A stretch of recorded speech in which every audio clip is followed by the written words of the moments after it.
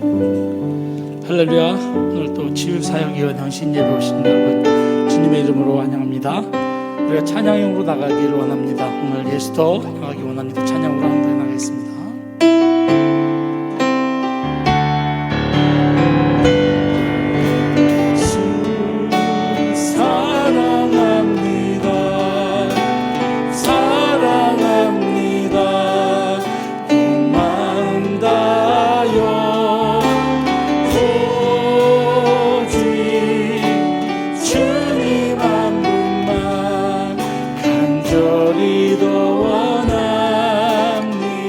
예수 사랑합니다.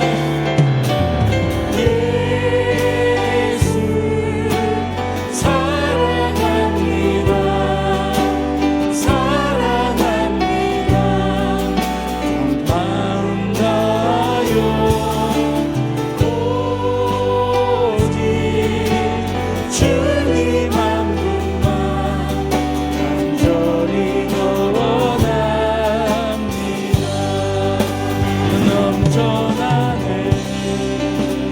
넘쳐나네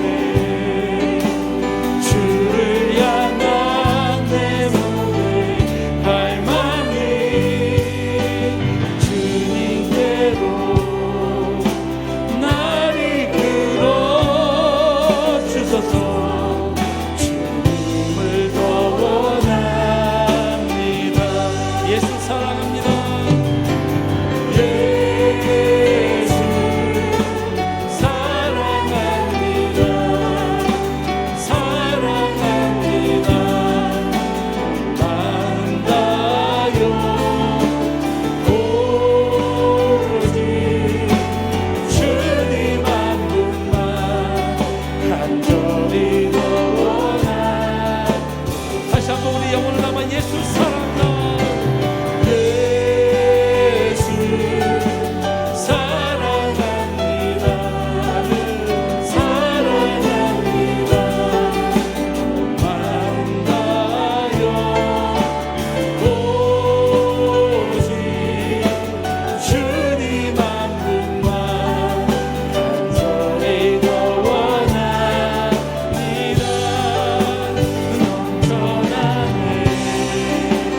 넘쳐나네 주를 향한 내 속에 갈망이 주님께로 날 이끌어 주소서. 주님을 더 원하. 넘쳐나네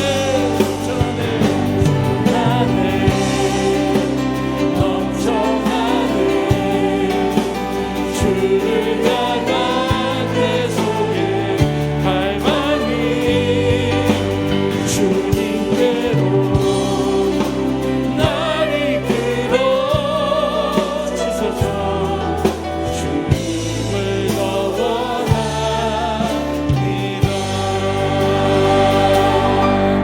아멘.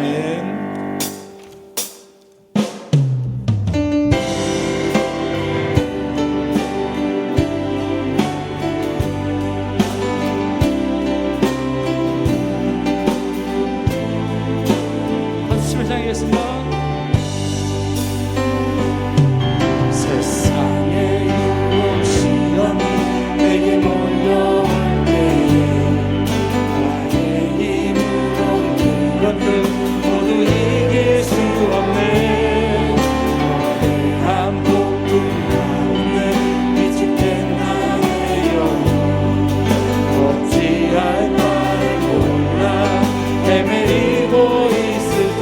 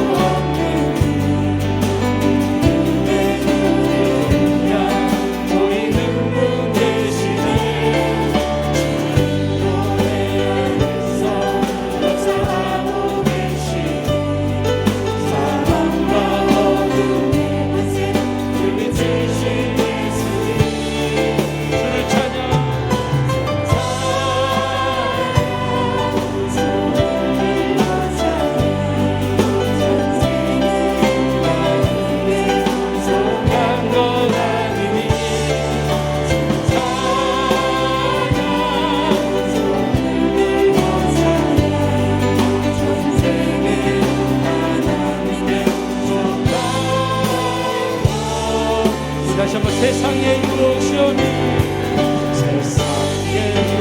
시험이 내게 몰려올 때에 나의 힘으로 모두 이길 수 없네.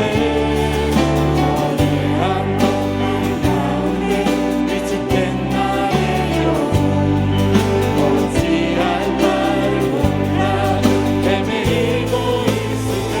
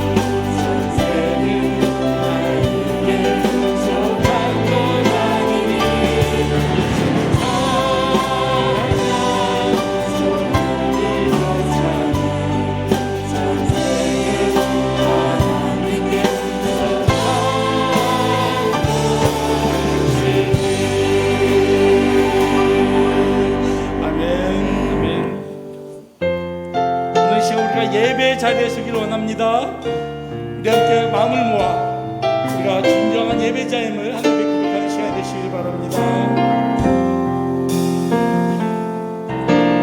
나는 하나님을 예배하는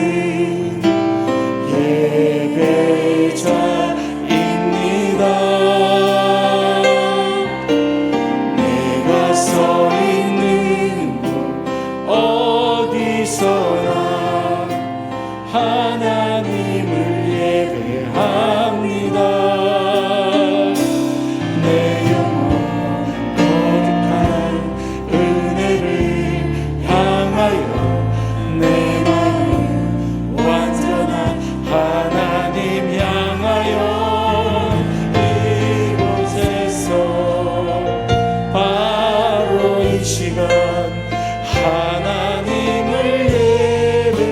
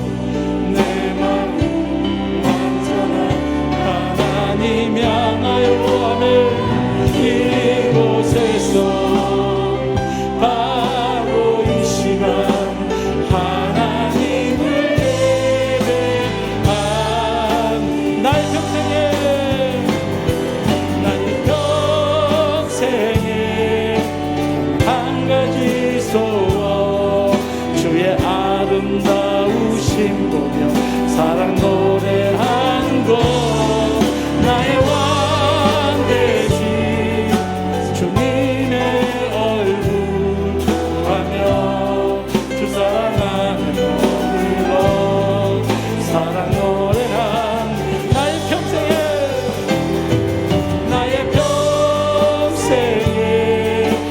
한 가지 소원 주의 아름다우심 보며 사랑 노래한 것 나의 왕 되신 주님의 얼굴 구하며 사랑 안에 머물러 사랑 노래 다시 한번 두 손 들고 나의 평생에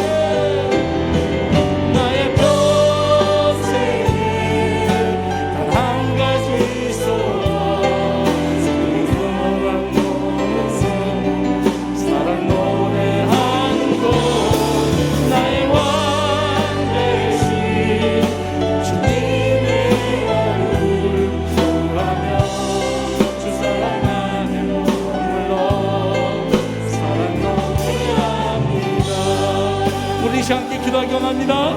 하나님, 오늘 내가 이 예배의 자리에 서기를 간절히 소망합니다. 아버지, 나의 껍데기가 서는 것이 아니라 내 진정한 믿음의 고백이 되는 시간이 되게 하여 주시고 하나님 역사하셔서 우리를 주관하시고 인도하여 주시옵소서. 내가 정말 치유하는 동산에 아버지, 우리가 치유의 헌신의 예배 각오가 되어 있는지 아버지, 우리 고백하는 마음이 되게 하여 주시고 주님 앞에 다가서는 자리가 되게 하여 주시옵소서. 이런 마음을 가지고 주의 세번 부르며 기도하겠습니다. 주여 주여 주여, 자비로우신 아버지 하나님, 우리가 치유 사역으로서 아버지 헌신의 자리에 서기를 소망합니다. 아버지, 사태가 어렵지만 아버지는 믿음으로 아버지 다시 한번 서는 믿음이 되게 하여 주시고 하나님을 의지하며 나가게 하여 주시옵소서.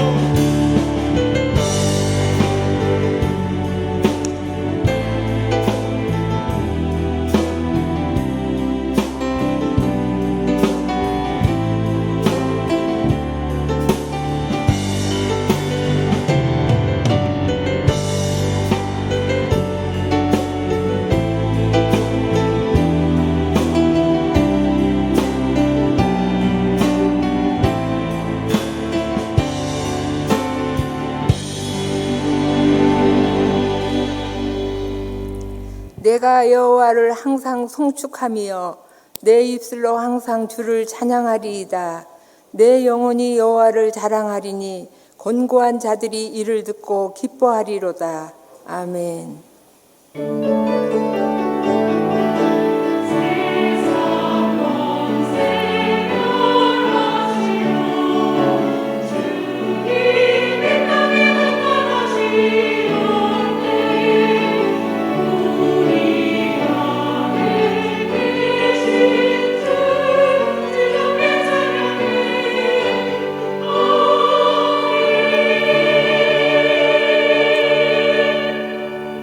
사랑의 하나님, 이 시간 치유사역위원회 헌신예배를 드릴 수 있도록 인도해 주신 은혜를 감사드립니다. 온 맘 다해 주님께 영과 진리로 예배하오니 성령님 이곳에 임재하여 주옵소서. 예수님의 이름으로 기도하옵나이다. 아멘.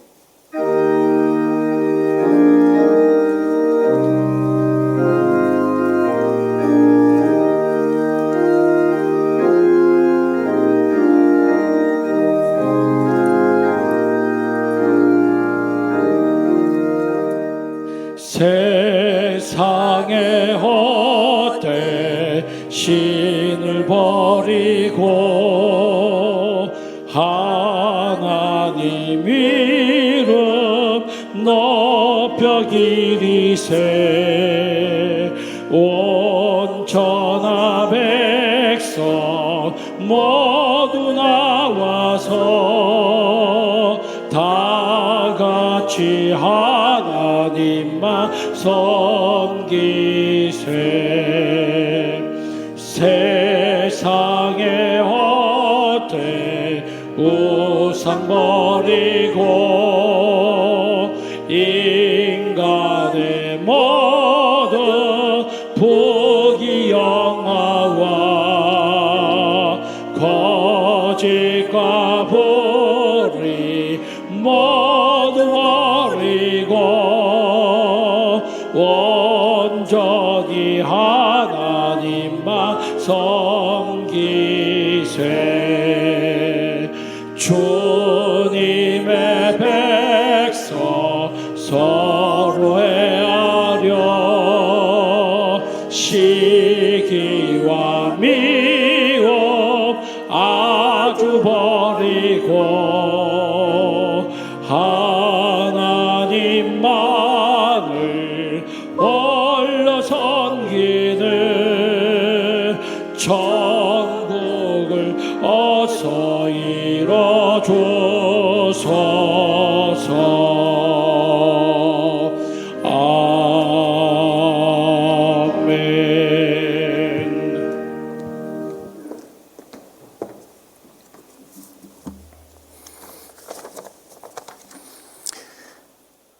은혜와 사랑이 충만하신 하나님, 놀라우신 하나님을 찬양합니다. 오늘 이 거룩한 성전에 성도들이 모여 하나님께 경배하며 예배드리게 허락하신 하나님의 은혜에 감사와 존귀를 올려드립니다. 하나님, 지금 코로나 질병으로 인해 온 교인들이 온 나라가 이루 말할 수 없는 어려움을 당하고 있습니다. 하나님의 은혜로 속히 이 형별의 시간이 지나가기를 온 성도들이 간절히 기도하고 있습니다. 그러나 이것은 형벌이 아니고 하나님의 사랑임을 알게 하옵소서. 코로나의 징벌이 속히 지나가고 예전에 편안하고 자유로웠던 일상으로 돌아가기를 기도하기 이전에 그동안 예배를 소홀히 하였고 진정한 마음으로 하나님께 경배드리지 못하였고 가장 좋은 것을 하나님 앞에 드리지 못하였던 것을 먼저 회개하게 하소서. 지금 세상에서는 하나님 자녀들을 손가락질하며 하나님을 욕되게 여기는 일들이 수없이 발생하고 있습니다. 그러나 그들을 나무라기 이전에 우리 삶 속에서 하나님을 만우리 여겼던 것을 용서하여 주옵소서. 우리가 입술로는 하나님 자녀라고 되뇌이면서도 세상의 빛과 소금의 역할을 감당하지 못하였던 것을 용서하여 주옵소서. 하나님 아버지, 사랑하는 자녀들을 불쌍히 여기시사 믿음의 노뱀을 통해 전 세계 코로나19가 다 종식되고 세계 열방의 영적 부흥 각성이 일어나게 하옵소서. 선교지마다 선교의 세문이 열리게 하시고 오늘도 선교사와 그 가족들을 주님의 이름으로 지켜 주옵소서. 이 시간에 온 성도들이 모여 치유사역위원회 헌신 예배를 드리고 있습니다. 치유사역위원회에서 관여하는 모든 지체들이 하나님 앞에 먼저 자복하게 하옵소서. 봉사에 치중하지 아니하고 우리의 영이 깨어지게 하옵소서. 하나님과 먼저 동행하게 하옵소서. 우리 가정의 가족들과 사회에서, 일터에서, 교회 공동체 안에서 오직 주님의 역사와 주님만 증거되고 드러나기를 원합니다. 남북이 복음으로 통일되는 역사가 우리와 교회가 세워짐으로 인해 일어나기를 원합니다. 하나님 아버지, 이 땅에 주의 역사를 허락하여 주옵소서. 우리를 통하여 그 일을 이루어 주옵소서. 오늘 하나님 말씀을 전하시는 안드레 목사님을 통하여 하늘문이 열리게 하옵소서. 말씀을 통하여 치유의 역사가 임하게 하옵소서. 찬양으로 하나님께 영광 올려드리는 샬롬 찬양단과 아가페 찬양대의 찬양을 받으시고 그들을 축복하여 주옵소서. 하나님 아버지, 자기 약점을 자랑하고 오히려 기뻐하며 약할 때 강해지는 그 역사를 저희들에게도 누리게 하여 주시옵소서. 우리의 삶 속에서 부딪히는 수많은 문제들 앞에서 더 이상 두려워하지 아니하고 약한 점 때문에 부끄러워하고 수치스러워하지 않게 하옵소서. 오히려 그 모든 일을 계기로 예수님을 증거하고 주님께서 우리 역사를 통해 삶을 통해 역사하시는 삶을 살게 하여 주옵소서. 이 모든 말씀 살아계시는 예수님 이름으로 기도드리옵나이다. 아멘.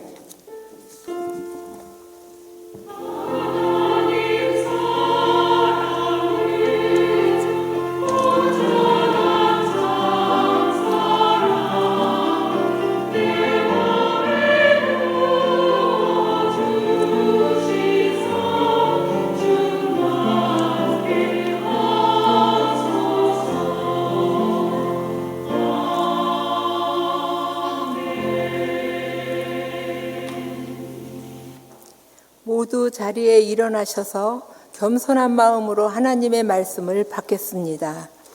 오늘 우리에게 주시는 하나님의 말씀은 고린도후서 13장 5절 말씀입니다. 제가 가지고 있는 성경은 신약 299쪽에 있습니다. 너희는 믿음 안에 있는가? 너희 자신을 시험하고 너희 자신을 확증하라. 예수 그리스도께서 너희 안에 계신 줄을 너희가 스스로 알지 못하느냐? 그렇지 않으면 너희는 버림받은 자니라. 아멘. 이 말씀은 살아계신 하나님의 말씀입니다.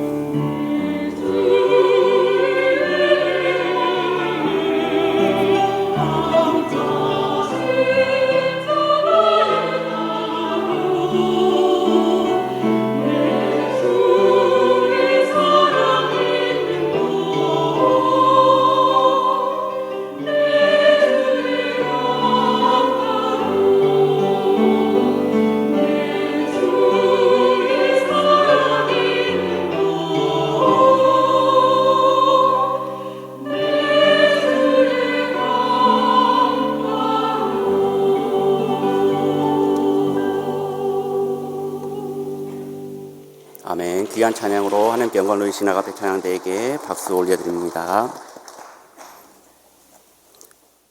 사도 바울은 에베소에서 고린도전서를 보낸 후에 고린도 교회로부터 좋지 않은 소식을 듣게 됩니다. 그래서 디도를 통해서 한 편의 서신을 발송하게 됩니다.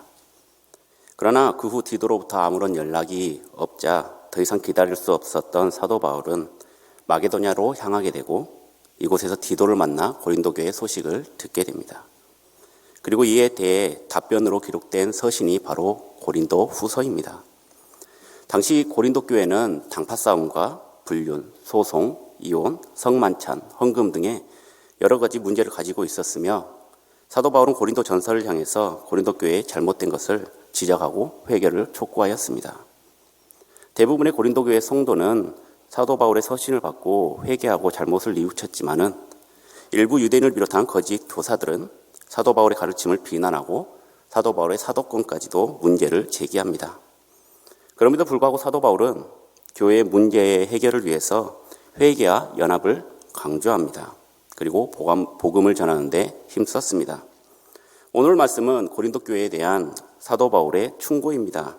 또한 우리에게 향한 사도 바울의 충고이기도 합니다. 오늘 말씀을 통하여서 우리가 과연 믿음 안에 있는지 자신을 시험하며 확증하는 귀하고 복된 시간이 되길 간절히 소망합니다. 이 시간에 첫 번째로 본문 상반절 말씀을 함께 읽겠습니다. 너희는 믿음 안에 있는가? 너희 자신을 시험하고. 아멘.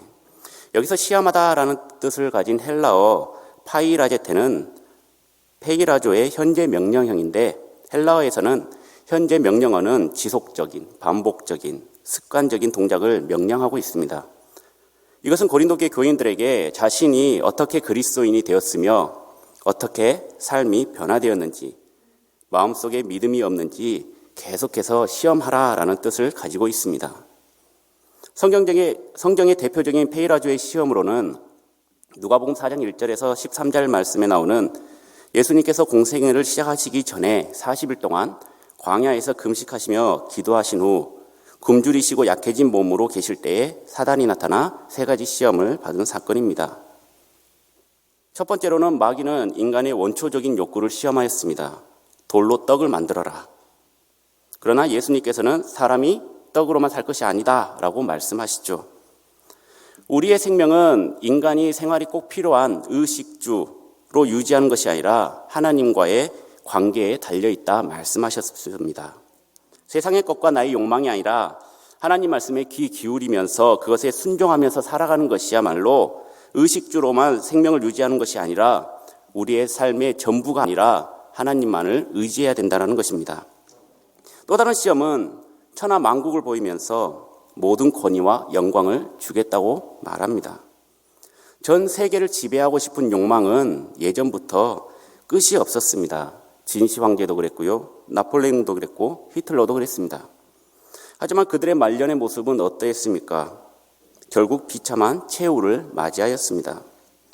예수님께서는 주 너희 하나님께 경배하고 다만 그를 섬기라는 말씀으로 마귀의 유혹을 막아냅니다. 우리는 원초적인 욕구에 대한 마귀의 유혹에 대해서 우리의 의지가 아닌 하나님께서 하신 말씀에 의지해서 대적해야 할 것입니다.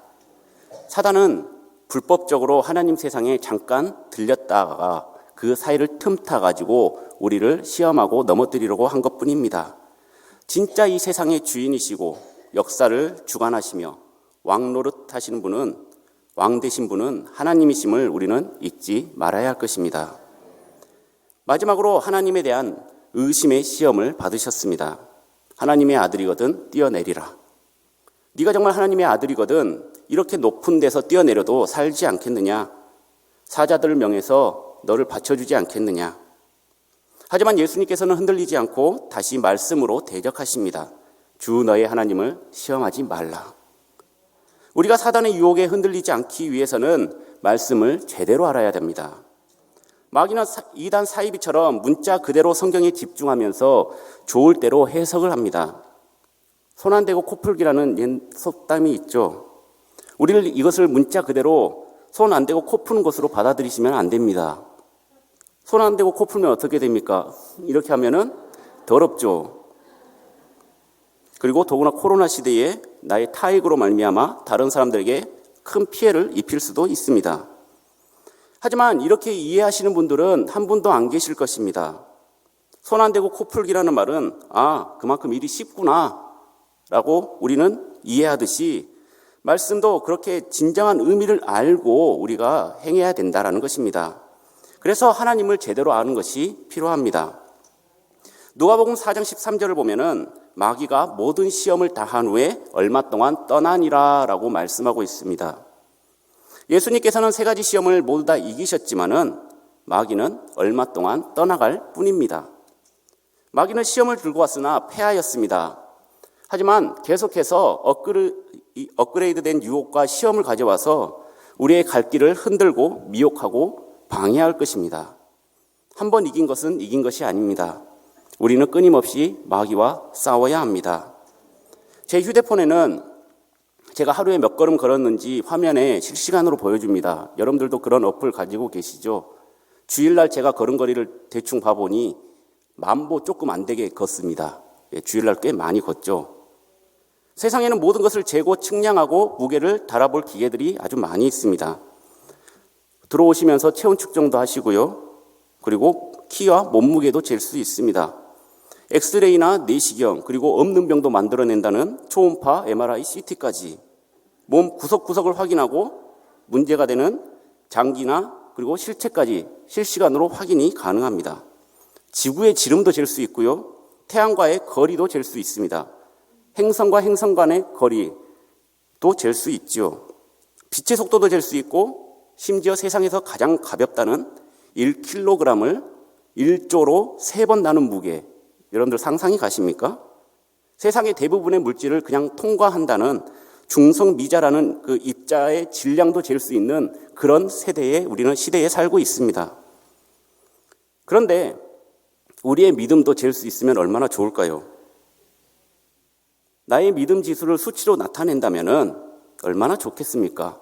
핸드폰에 80% 이상 떨어진다면 진동이나 벨소리가 울려가지고 믿음을 채워라 이렇게 얘기를 한다면은 우리는 우리의 믿음이 떨어질 걱정하지 않고 살 수가 있을 것입니다. 100%의 그 믿음을 위해서 어떻게든 신앙생활을 열심히 하려고 발버둥을 칠 것입니다. 새벽 예배 안 나오신 분들은 새벽 예배 부지런히 나와가지고 1%, 2% 충전을 할 것이고요. 또 다른 방법, 성경을 막 10장씩, 20장씩 읽어가지고 내 믿음을 계속해서 100%까지 채우도록 노력을 할 것입니다. 여러분들 믿음이 너무 좋으세요. 정말 신앙생활 정말 잘하세요. 라는 말을 많이 들어보셨을 것입니다. 그러나 행동과 소문만을 가지고 100% 정확하게 평가할 수는 없습니다. 학생이 밤새도록 책상에 앉아 있다고 공부를 잘하는 것은 아닙니다. 공부를 잘하는 것처럼 보입니다. 우리는 그 모습을 보면서 실력이 있다 없다 말은 할 수 없습니다. 그렇다면 어떻게 이 학생이 공부를 잘하는지 알 수 있을까요? 그것은 시험을 보면 알 수 있습니다. 그 결과물에 따라서 이 친구가 공부를 열심히 했구나, 아니면 공부를 안 했구나 평가할 수가 있습니다. 나는 예수님을 부인하지 않겠다고 했던 베드로조차도 베드로에게 시험을 주니까 닭이 3번 울기 전에 네가 나를 부인하리라 라는 말씀이 실제적으로 이루어졌습니다. 사회에서도 기업이 승승장구하고 있는 것처럼 보였지만은 경제가 어려워지고 나라가 어려워지자 그 모든 것들이 거품인 것이 드러났습니다. 우리가 살면서 만나게 되는 그런 고난이나 실패나 어려웠던 순간이 바로 우리의 신앙이 측정되는 순간입니다. 한 번 시험으로 모든 것이 끝났다 생각하지 마시기 바랍니다. 특별히 한 번 이겼다고 자만하지 마시기 바랍니다. 언제 다른 것으로 우리를 유혹할지 아무도 모르는 일입니다. 고린도 교회 성도들에게 자신을 시험하라 말씀하신 것처럼 우리의 삶에도 적용해 보시기 바랍니다. 스스로 나를 살펴보시고 부족함을 알게 되고 더욱 겸손하게 말씀을 의지하며 하나님께 한 걸음 더 나갈 수 있는 여러분들이 되시길 소망합니다. 영적인 일은 영적으로 분별하라는 고린도전서 2장 13절의 말씀처럼 영적인 일을 옳게 판단하면서 신령한 것과 부정한 것을 구별할 줄 아는 여러분들이 되길 간절히 소망합니다. 계속해서 5절 중반절 말씀을 함께 읽겠습니다. 너희 자신을 확증하라. 아멘. 확증이라는 단어는 헬라어 도키마제테라는 원래 시험하여 인정하다라는 뜻을 가진 원형 도키마조의 현재 명령형입니다. 이것은 시험하다, 검사하다, 입증하다, 정밀하게 조사하다, 가치 있게 여기다라는 뜻으로 해석하고 있습니다. 재련소에서 순금을 재련하기 위해 금덩이를 용광로에 놓고 불순물을 태워 정제하는 것 같은 그런 상황을 말하고 있습니다. 고린도 교회 성도들은 사도 바울을 판단하고 진짜 너가 진정한 사도가 맞냐? 의심하면서 증거를 보이라 요구했습니다.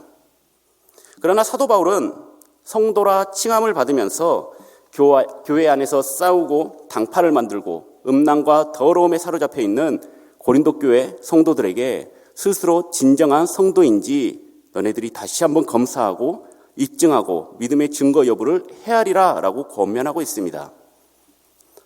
성경의 대표적인 인물 아브라함이 있습니다.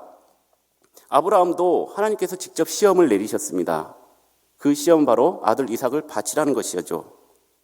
우리가 생각했을 때는 정말 말도 안 되는 시험이었습니다.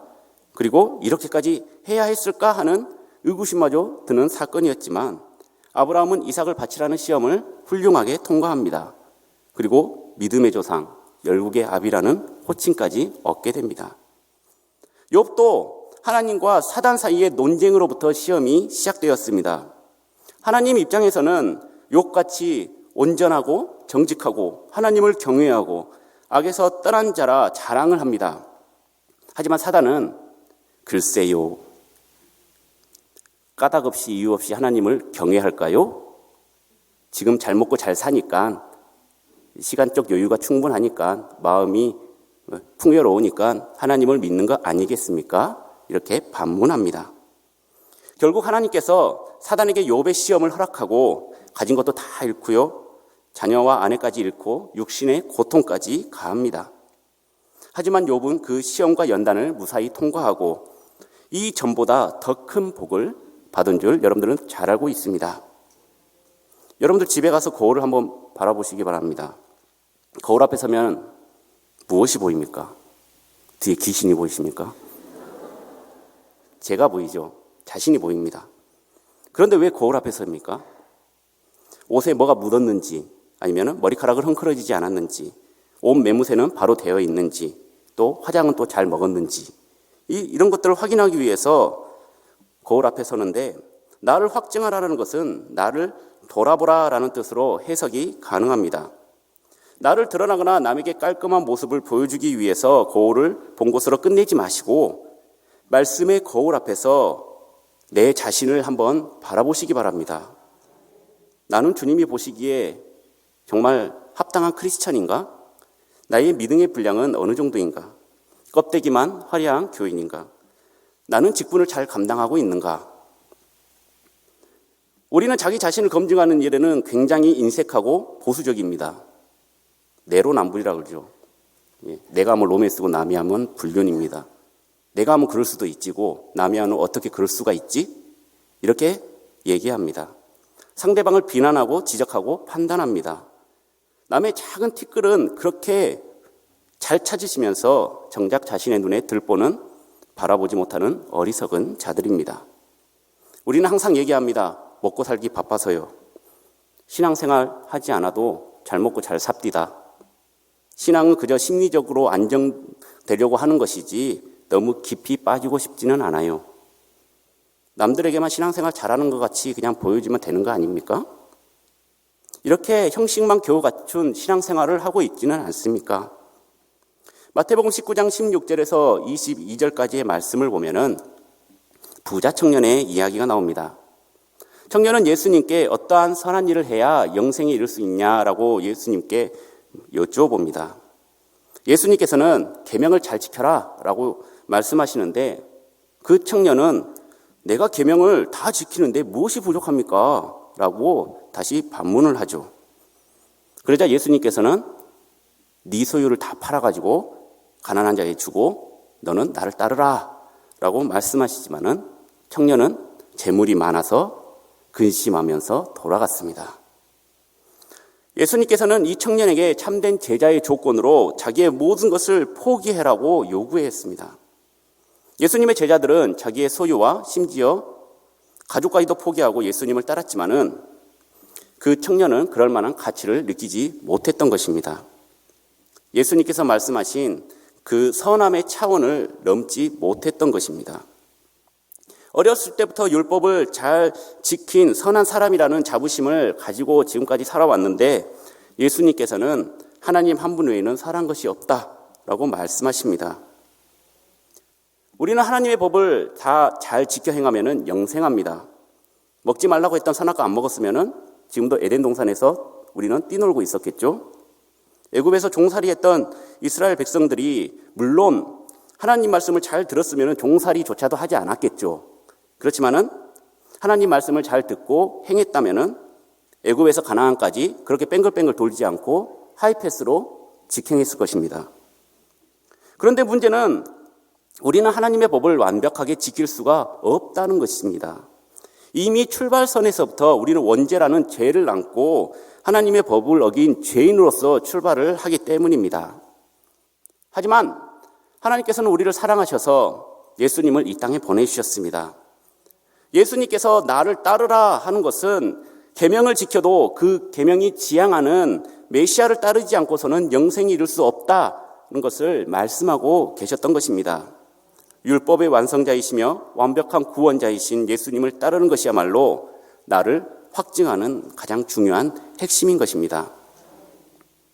금덩이가 뜨거운 영광로 속에 들어가서 불순물을 걸러내어서 순수한 순금을 얻는 것처럼 우리의 시험 과정이 아무리 힘들고 어렵더라도 연단을 통해서 우리의 믿음이 인정받는다면 자랑스럽게 주님 앞에서 구원의 확신과 믿음을 확증할 수 있는 귀한 성도님들이 되실 줄 확실히 믿습니다.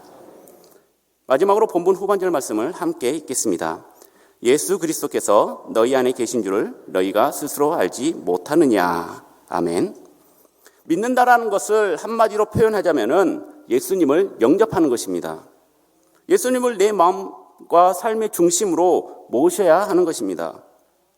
사도 바울은 이제 내가 사는 것이 아니요 오직 내 안에 그리스도께서 사시는 것이라고 갈라디아서 2장 20절 말씀을 통해 내가 죽어야 한다고 말씀하고 있습니다. 요한도 영접하는 자 곧 그 이름을 믿는 자들에게는 하나님의 자녀가 되는 권세를 주셨다고 요한복음 1장 12절 말씀을 통해 나를 믿으면 하나님의 자녀가 되는 권세를 주신다고 말씀하십니다. 사도 바울이 고린도 교회 사람들에게 행했던 중요한 질문은 너희 안에 정말로 예수 그리스도가 계시냐라는 질문이었습니다. 오늘 우리에게도 똑같이 질문하고 있습니다. 너희 안에 정말로 예수 그리스도가 계시냐? 안드레 너 안에 예수 그리스도가 계시냐? 사도 바울처럼 철저하게 자신을 죽이고 예수님을 중심으로 모셨습니까? 예수님의 제자처럼 모든 것을 버리고 예수님을 따랐습니까? 사도 바울은 너희가 하나님의 성전인 것과 하나님의 성령이 너희 안에 거하시는 줄 것을 알지 못하느냐고 고린도전서 3장 16절에서 묻고 있습니다. 우리는 하나님의 성전입니다. 너무나도 잘 알고 있습니다.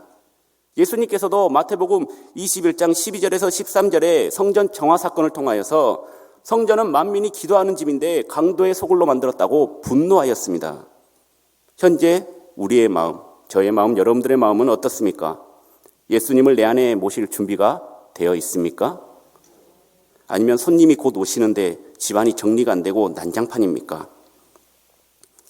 예수님께서 문 밖에서 노크를 하고 계신 사진을 보신 적이 있으실 것입니다. 이렇게 해가지고 그 사진 있죠. 지금 보이시는 사진. 지금 보이는 그림은 우리가 잘 알고 있는 그림이지만은 원본은 따로 있습니다. 실제 그림은 이런 그림입니다. 이 그림은 예전에 저희 집에도 걸려 있었는데 윌리엄 홀만 허트라는 작가가 요한복음 8장 12절 말씀에 나는 세상의 빛이니 나를 따르는 자는 어둠에 다니지 아니하고 생명의 빛을 얻으리라 라는 말씀에 감동을 받아서 1904년에 그린 세상의 빛이라는 작품입니다. 그림이 완성이 되자 친구들에게 보여주었는데 친구들은 문에 손잡이가 없는 것을 보면서 그림이 잘못됐다 지적을 합니다. 지금은 화면이 작아서 잘 보이지 않겠지만 손잡이가 없습니다. 나중에 휴대폰으로 찾아서 한번 그림을 보시면은 잘 아실 것입니다. 딱 보입니다. 그러자 헌트는 이렇게 대답합니다. 이 문의 손잡이는 안쪽에만 있다. 안에서 열어주어야만 예수님께서 들어가실 수가 있다. 그림을 보시면은 여러분들이 봤을 때 오른쪽 그림입니다. 푸르스름한 새벽녘과 에덴 동산을 상기시키는 사과나무, 손잡이가 없고 넝쿨과 잡초로 가려진 문, 나무 위쪽에 조그만한 도끼, 면류관을 쓰시고 등불을 들고 계신 예수님이 그려져 있습니다. 삶의 방향성을 상실하고 죄와 어둠 속을 방황하고 있는 인간들에게 바른 길을 인도하시려는 등불, 주님을 받아들이길 거부하는 폐쇄된 삶의 태도와 완악한 마음을 그려낸 넝쿨과 잡초로 가려져 있는 열어본 적이 없는 것 같이 굳게 닫혀있는 문, 게으름에 대한 경고와 근면한 삶에 대한 공고를 표시한 조그만한 도끼, 그리고 마지막으로 그림 아래에 적힌 볼지어다 내가 문 밖에 서서 두드리노니 누구든지 내 음성을 듣고 문을 열면 내가 그에게로 들어가 그와 더불어 먹고 그는 나와 더불어 먹으리라 라는 요한계시록 3장 20절의 말씀. 사랑하는 여러분, 지금도 예수님께서는 우리 마음의 문에 노크하고 계십니다. 요즘으로 따지면 벨을 누르고 계시겠죠. 요즘 집은 비밀번호를 눌러야 되고 안에서 열어줘야 들어갈 수가 있습니다. 이 추운 날 예수님께서 밖에서 떨며 계속해서 우리의 마음을 두드리고 벨을 누르고 계십니다. 우리를 영생으로 인도하실 예수 그리스도를 문 앞에 마주하고 있음에도 불구하고 자꾸 머뭇거리고 계시지는 않습니까? 아니면 잡상인 취급하면서 나 예수 잘 믿고 있으니 들어오지 마세요, 돌아가세요 라고 거부하고 있지는 않습니까? 저희 아버지의 집안은 대대로 유교 집안이었습니다. 계속해서 제사도 드렸었고, 그런데 그 집안에서 안씨 집안의 장손이신 저희 아버지께서 신학교를 가셔버렸습니다. 난리가 났겠죠. 저희 아버지께서 신학생 2학년 때 저희 기준으로 말씀을 드리겠습니다. 아버지의 어머니, 즉 제 할머니는 병원에서 암을 발견하고 시한부 선고를 받게 됩니다. 증조 할머니께서도 살아계셨는데 90세가 넘으셨습니다. 그래서 귀도 안 들리시고 잘 보지도 못하시고 거동도 불편하셨습니다. 위에 고모들은 다 시집을 가셨고요. 작은 아버지들께서는 다 객지로 나가셨고, 막내 고모가 중3 때 일이니 집안일과 식사, 병수발, 심지어 두 분의 할머니, 증조 할머니, 대소변까지 할아버지가 다 치워야 했고 밥도 차려줘야 되고 집안 살림을 다 맡아서 하셨습니다. 그런데 집안에 수발들 사람이 할아버지밖에 안 계시는데 할아버지께서 뇌졸중으로 갑자기 쓰러지셔서 돌아가 버리시고 말았던 것입니다. 이때가 제가 태어나기도 전입니다. 그러니까 훨씬 40년 전인 것이죠. 그러면은 저희 아버지가 20대 때의 일입니다. 이게 굉장히 오래됐죠.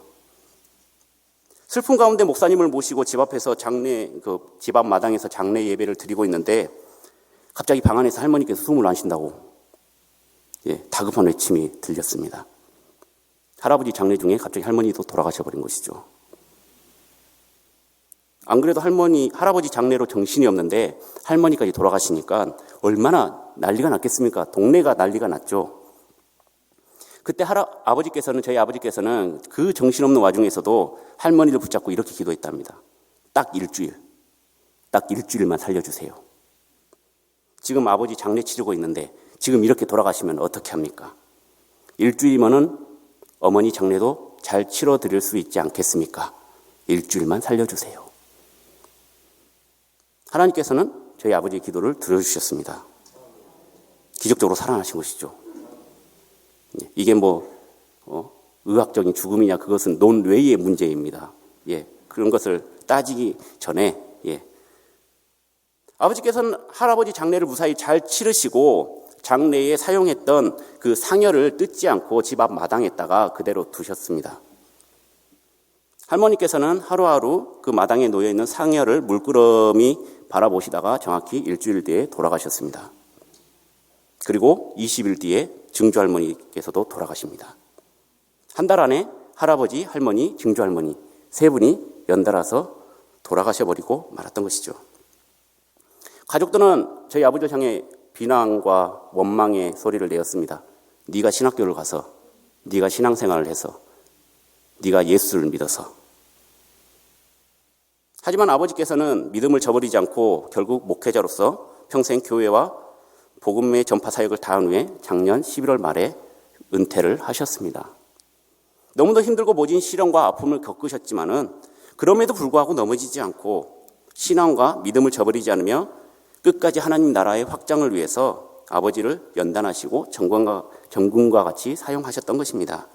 확증의 삶을 사셨습니다.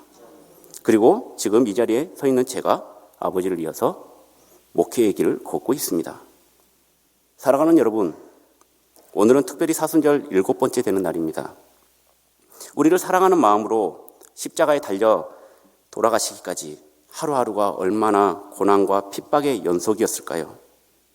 이 사순절 기간 동안에 우리의 분주한 마음을 잠잠하게 하며 나의 필요를 구하기보다 예수님께서 가신 길을 묵상하면서 함께 동참하고, 특별히 코로나 사태로 인해서 예배의 회복이 더욱더 간절한 일대 코로나의 종식과 환자들의 회복, 예배의 회복을 위해 기도하는 40일이 되길 간절히 소망합니다.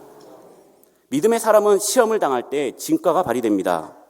넘어지지 않고 쓰러지지 않고 다시 오뚜기처럼 일어나는 사람이 바로 믿음의 사람들입니다. 어떠한 시험이 와도, 수많은 유혹 속에도 주님 말씀만 붙들고 승리의 삶을 사시는 복된 여러분들이 되시길 간절히 소망합니다. 기도하시겠습니다. 이 시간 함께 기도하시길 원합니다. 이 시간 자신을 돌아보면서 지금까지 나를 살피기보다 남을 판단하며 살아왔는지 생각하며 스스로 우리의 행위를 조사하고 연단할 수 있는 믿음의 귀한 성도들이 될 수 있도록 이 시간 주여 세 번 부르시고 함께 기도하시겠습니다. 주여, 주여, 주여. 사랑의 하나님, 은혜를 사모하며 기도드립니다. 우리의 시험이 우리를 넘어뜨리려 하는 것이 아니라 우리를 더욱더 강하게 연단하여 하심을 알립니다. 주님께서 우리에게 인심을 허락하시다 쓰러지지 않은 주님을 허락하여 주시옵고 지혜를 주시옵소서. 우리의 믿음이 너무나 연약하여서, 너무나 나약하여 게으르고 나태해서 계속 쓰러지고 넘어지고 좌절하고 무너집니다. 하나님 아버지, 우리의 삶을 붙들어 주시옵고 우리의 일생을 붙들어 주시옵고 끝까지 우리가 승리의 삶을 살 수 있도록 주님이다 주시옵소서. 말씀만 의지하게 여시옵고 이 사순을 이겼던 주님의 능력을 바라보고 살아가게 여시옵소서. 아버지 하나님, 우리는 부족합니다. 주님을 의지하고 그것은 아무것도 없사오니 주님 함께 하시오. 저러면서 주님을 찬양하며 나갈 수 있도록 주시옵소서. 아버지 하나님, 주님을 위해서 아버지 하나님, 주님을 위해서 살아가시오. 주님의 능력과 주님의 은혜와 주님의 영광을 돌리며 살아가게 원합니다. 아버지 함께 하시오. 주님 들어주시오. 주님 주시오. 아버지 하나님, 주님을 붙들어 주시옵소서.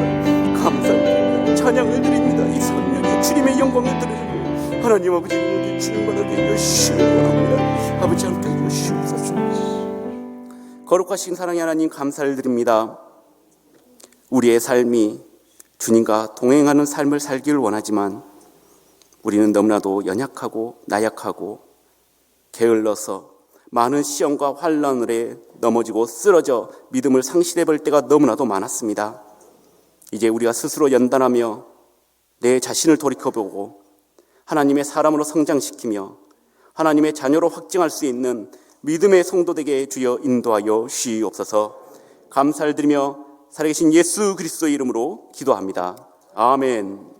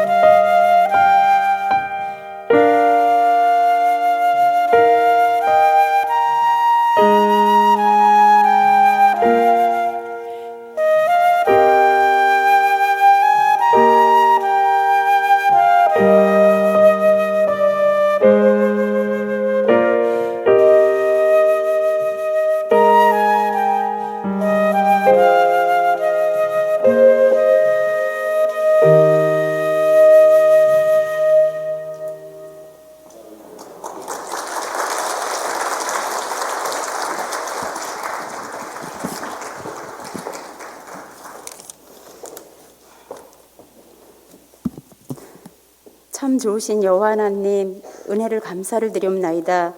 저희들을 특별히 사랑하여 주셔서 날마다 기적의 삶을 살게 하시고 수요 예배를 통하여 은혜 부어주시니 감사드립니다. 받은 말씀을 마음에 잘 새기어서 어떠한 시험이 다가와도 믿음으로 승리할 수 있도록 성령 충만함으로 인도하여 주시옵소서. 주님, 저희 치유사역 팀들이 헌신을 다짐하며 주님께 예배 올려드립니다. 이전처럼 치유사역을 다시 할 수 있는 그날을 기대합니다. 어렵고 힘든 이 시기가 주님의 도우심으로 속히 회복되게 하여 주실 줄 믿습니다. 주님, 이 시간 주님께 예물을 올려드립니다. 이 예물이 쓰여지는 곳마다 하나님의 사랑과 향기만이 드러나게 하여 주시옵소서. 감사드리며 예수님의 이름으로 기도드렸습니다. 아멘.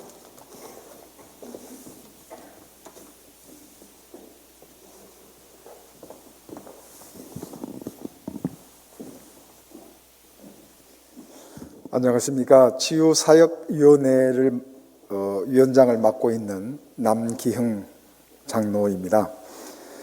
우리 교회 치유사역위원회를 허락하시고 오늘 귀한 헌신 예배를 드릴 수 있도록 인도하신 우리 아버지 하나님께 진심으로 감사를 드리면서 치유사역위원회에 관한 몇 가지 사항을 광고해 드리겠습니다. 우리 치유사역위원회는 치유동산팀을 비롯한 14개 팀이 운영이 되고 있으며 김성무 목사님께서 영적으로 인도해주고 계십니다. 먼저 치유동산팀을 소개해 드리겠습니다. 2박 3일 동안 진정한 회개와 용서와 내적 치유를 통해서 온전한 치유된 몸으로 거듭날 수 있는 아름다운 사랑의 동산, 치유동산을 운영하고 있습니다. 이어서 부부 행복동산을 운영하고 있습니다. 건강한 가정을 위해서 행복한 부부관계는 어떻게 이루어져야 되는가에 대한 실제적인 훈련을 실시하고 있습니다. 이어서 아버지 학교를 운영하고 있습니다. 믿음의 가장이 되는 우리 각 가정의 아버지들이 말씀의 바탕으로 해서 건전한 신앙인으로서 가정과 교회와 직장과 사회를 섬겨 나갈 수 있도록 훈련하고 있습니다. 다음은 어머니 학교를 운영하고 있습니다. 신앙의 어머니들이 가정을 살리고 교회를 살리고 나라를 살린다고 하는 그런 표 아래 건강한 신앙의 어머니를 양성하는 아름다운 프로그램입니다. 이어서 주바라기 팀을 운영하고 있습니다. 안타깝게도 홀로 되신 분들께서 외롭지 않고 힘들게 살아가지 아니하도록 영적으로 응원하고 격려함으로써 이분들이 오로지 주님만을 바라보며 살아가실 수 있도록 이렇게 도와드리는 프로그램입니다. 이외에도 여러 프로그램이 있습니다만은 더 이상 설명은 생략하면서 무엇보다도 코로나라고 하는 깊은 계곡과 터널을 지나가면서 사회적으로 많은 어려움을 겪는 분들과 가정들이 있음을 우리는 기억합니다. 그럼에도 불구하고 모일 수 있는 기회가 제한됨으로 인해서 이분들에 대한 치유사역 프로그램을 제대로 제공해드리지 못하는 것을 매우 안타깝게 생각하면서 이제 코로나가 종식이 돼서 병든 몸과 상한 영혼을 치유하는 그리고 회복시키는 이 귀한 사역에 우리 치유사역위원회 위원들뿐만 아니라 우리 온 교회가 함께 기도하고 마음을 모으고 협력해 주시기를 부탁 말씀드리면서 치유사역위원회 광고를 마치겠습니다. 감사합니다.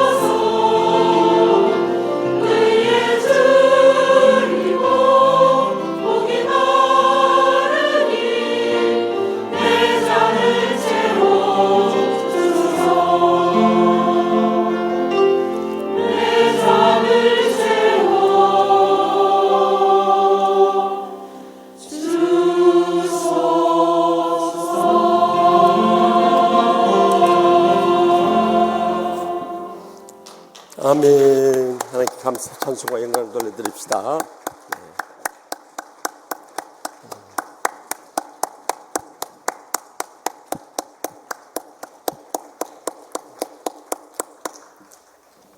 우리 교회에 참 소중하지 않은 위원회가 있겠습니까만은 그래도 특별히 치유하는 교회로서 치유사역위원회가 중요한데, 초창기에는 우리 김성순 은퇴장로님 너무 많은 일을 쓰셨고, 또 이어서 남기영 장로님께서 위원장을 맡으셔서 너무 헌신적으로 해주시고, 또 우리 부위원장님이나 위원들이 이름도 없이 빛도 없이 섬겨주셔서 오늘의 치유목회를 이룰 수 있음을 인해서 진심으로 감사드립니다.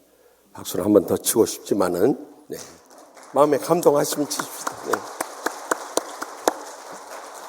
또 우리 치유 전공하신 김성 목사님 맡아서 더 힘이 되고요. 또 오늘 우리 안드레 목사님 치유에 대해서 말씀해 주시면 더 좋을 뻔했는데도 그래도 정말 치유의 메시지를 해주셨어요. 우리 안 목사님 요즘에 그 별명이 찬양의 달인으로 이렇게 소문이 나 있는데, 이제는 이 말씀의 달인이 되었어요. 오늘 너무너무 은혜 받아서 참 우리 은혜 받을 때마다 좋으시죠? 얼마나 좋습니까? 저는 설교 은혜 안 되면은 물론 저 자신이 먼저 회개하고 그 다음에 우리 부목사님 좀 야단칩니다. 그런데 설교 은혜 되면은 정말 막 기뻐요. 여러분도 기쁘시죠? 이렇게 해야 돼요. 그래서 오늘 우리 안드레 목사님 찬양만 잘한 줄 알았더니 또 말씀도 은혜롭게 전해주세요. 우리 안 목사님한테도 한번 감사하십시다.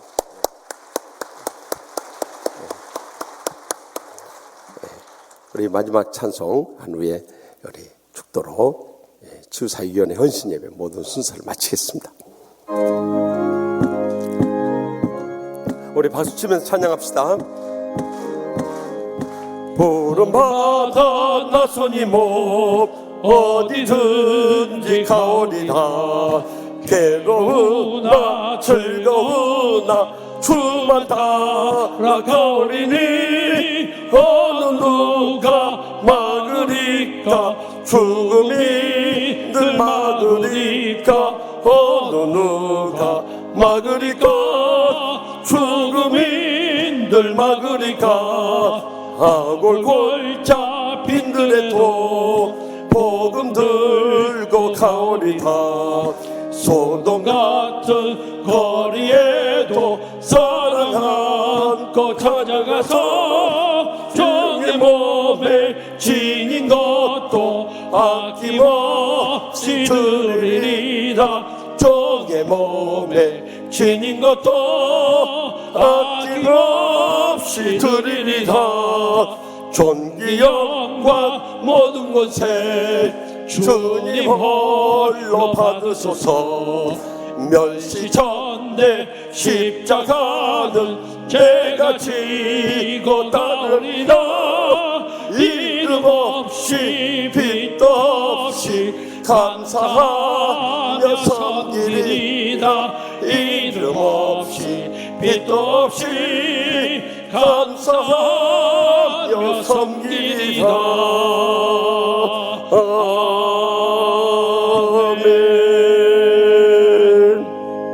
이제는 우리 주 예수 그리스도의 무한하신 은혜와 하나님 아버지의 변함없인 사랑과 성령님의 감화 교통 치유하심이 나를 시험하고 확증하며 인식하면서 이젠 상처 입은 치유자로서 온전히 일생토록 자신이 드려지기를 원하는 우리 치유사역위원회 남기영 위원장님을 비롯한 모든 위원들과 또한 이 치유사역위원회 헌신예배에 함께 동참하는 우리 치유하는 교회 모든 성도들과 주의 종들과 또 코로나19로 인해서 고통 가운데 있는 우리나라와 민족과 열방 가운데 이제로부터 영원토록 항상 함께 하시기를 간절히 축원하옵나이다. 아멘.